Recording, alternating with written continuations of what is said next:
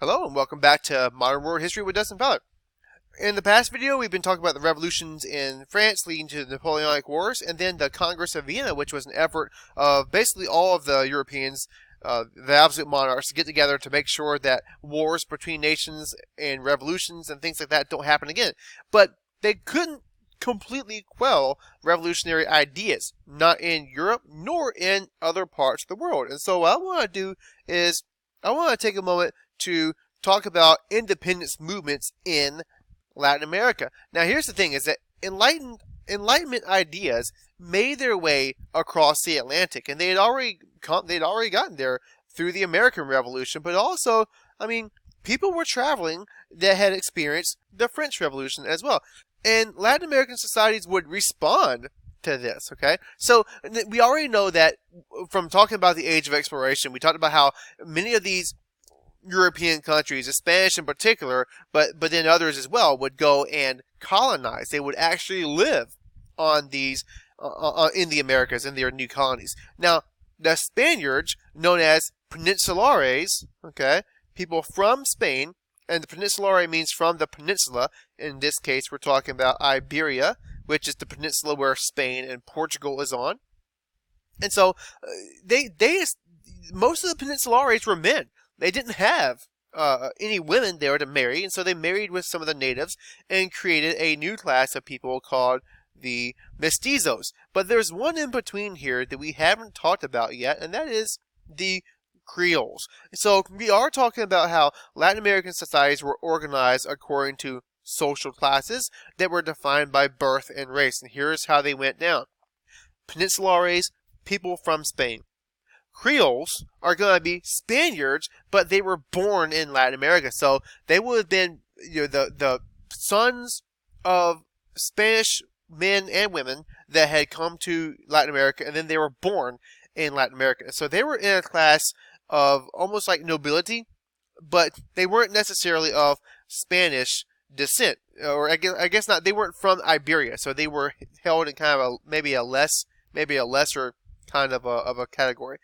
Mestizos are going to be Europeans and Native Americans, or anyone of European and Native American ancestry.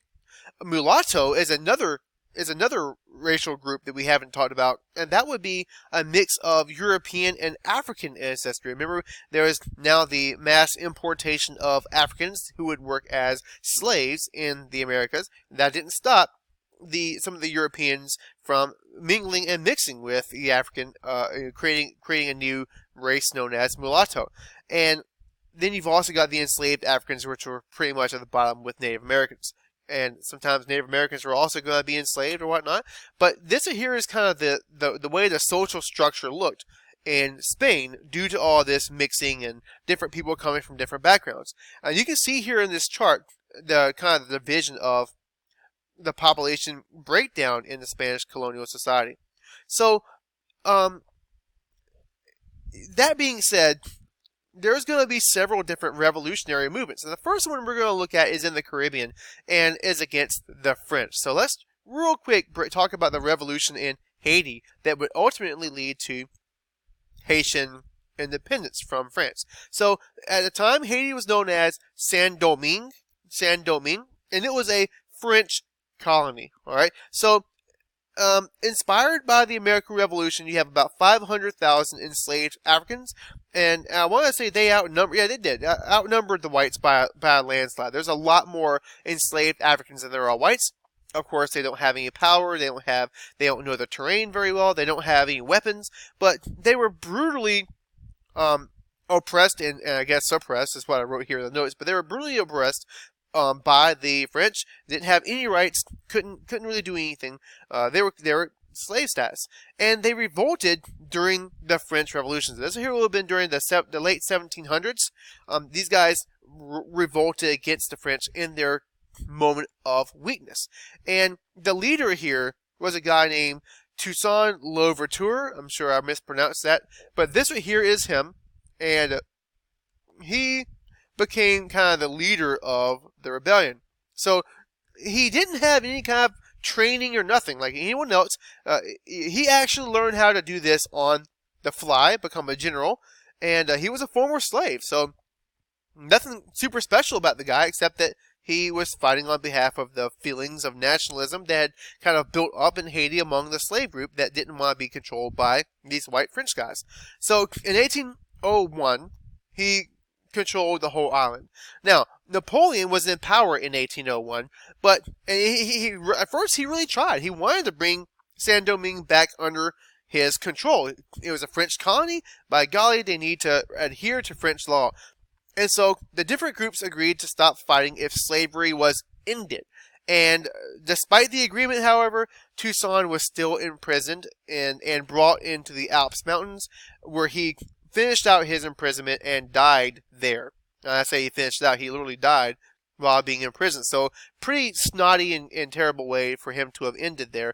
But the idea that he was fighting for did not. Jean-Jacques, I know I'm going to mispronounce this, Dessalines, took over for Toussaint and declared Haiti independent on New Year's Day of 1804.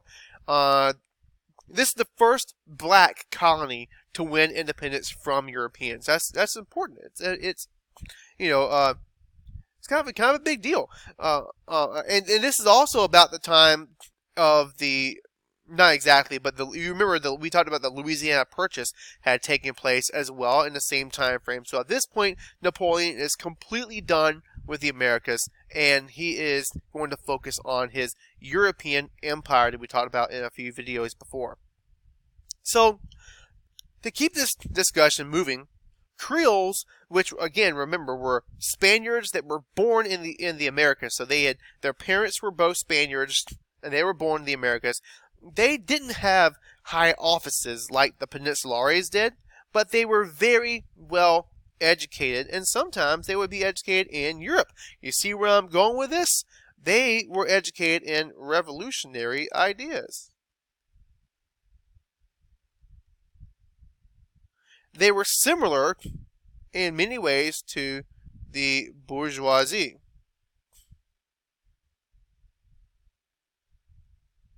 Which, again, I know I misspelled that. Sorry, guys. Two things triggered the Creoles to rebel, okay? And that is Enlightenment education, that we just mentioned, and Napoleon establishing Joseph as the King of Spain. Now, remember, Joseph was he represented the French. He was really not even French. He was kind of almost like Italian culture, like Napoleon was.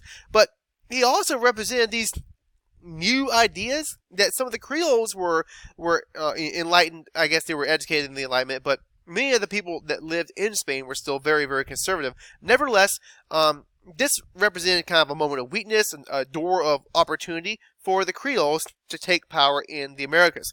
And so there was no loyalty to Joseph. Once Ferdinand VII was removed, power belonged to the people, and they began to take ideas from some of these enlightened philosophers, such as John Locke. All right, who, remember John Locke was the guy who was talking about how when you look at social contract, you look at the role of the government should protect the natural rights,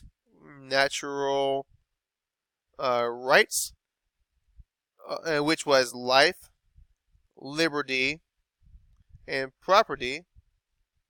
If the government's not doing this, then you rebel and establish a new government. So these guys are looking at that. They're taking the ideas, and you start to see as early as 1810 rebellions occur in the Americas. And so the first one is going to happen in South America, when many of these colonies decide they wanted to have independence from Spain. And so you've got this guy named Simón Bolívar, a Venezuelan Creole. So he's doesn't have the same kind of rights as the Peninsulares. By 1811 to 1819, Bolivar's got a volunteer army, and everywhere he went, he was defeated. So he couldn't get a leg up on the Spanish. In 1819, however, the tide turned in his favor, and he started having victories over the Spanish. And by 1821, Venezuela becomes an independent country, independent from Spanish rule. Jose de San Martin was an Argentinian Creole fighting around the same time period. In 1816, they declared independence, and San Martin crossed over the treasures in these mountains in order to free Chile from Spanish rule, because they didn't want any threat of Spaniards coming back into power in those areas. Bolivar and San Martin teamed up in order to liberate Peru and the rest of South America from Spanish rule. For whatever reason, the two got together and established that Bolivar would become the general that would lead both of the the collective army in South America against the Spanish.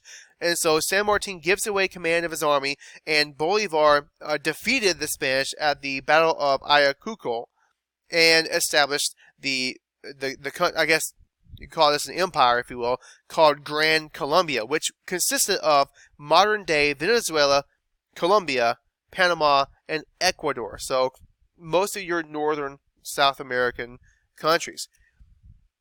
Meanwhile, in Mexico and in Central America, they were also having similar revolutions against the Spanish. So really, the Spanish were losing control of everything that was happening in the Americas.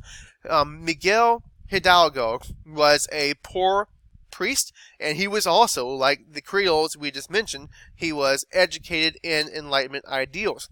And he called for a rebellion. This call was known as the Grito de Dolores, and translated into English, that is the Cry of Dolores. And in this call, many peasants came and signed up to fight in his army. These guys were all mestizos, so very different from the Creole army. They were kind of unruly, but they fought because they were impassioned by nationalistic fervor, and they wanted the Spanish out. And so here is again kind of a recap of our hierarchy. Here's where the Creoles were. Here's where the mestizos were. Hidalgo would have been considered to be a mestizo. So Spaniards and Creoles, because this was a mestizo army, they freaked out, both of them. And they fought against and defeated Hidalgo in 1811. Now peasants are going to follow a new leader, and this new leader was Jose Maria Morelos. Jose Maria Morelos. And he led the revolutionaries, the same armies, the same groups of people for 4 years after the death of Hidalgo. Now, he was defeated by the Creole officer Augustin de Iturbide.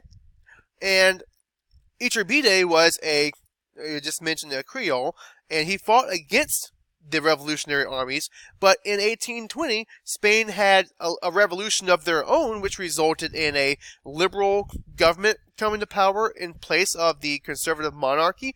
And the Creoles were now afraid that they were going to lose power in Central America. And so, ironically, Iturbide, who is seen in this image here, declared Mexico independent from Spain. So the irony here is that he fought against the revolutionaries, but he was the one that led the way to Creoles establishing Mexico as an independent nation.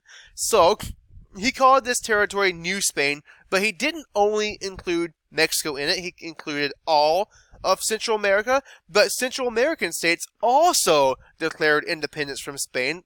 But they also wanted their independence from Mexico. They didn't want to trade one monarchy for another one.